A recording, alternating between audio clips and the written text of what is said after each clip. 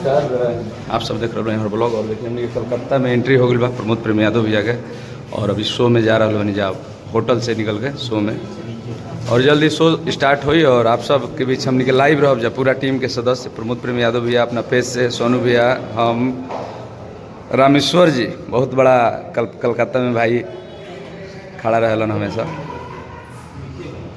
और आप सब भी लाइव से जरूर जुड़ब, हमनी के लाइव रह जा सब कोई अपना अपना पेज से। देखिए पूरा टीम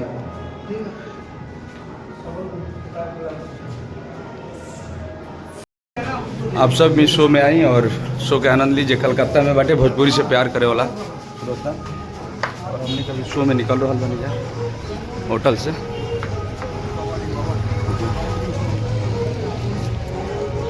गाड़ी भी हो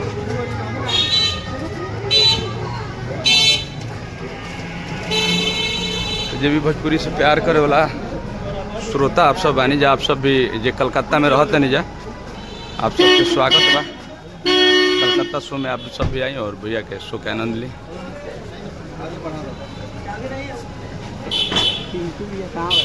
टिंकू जी नहीं खन आयल जी ना।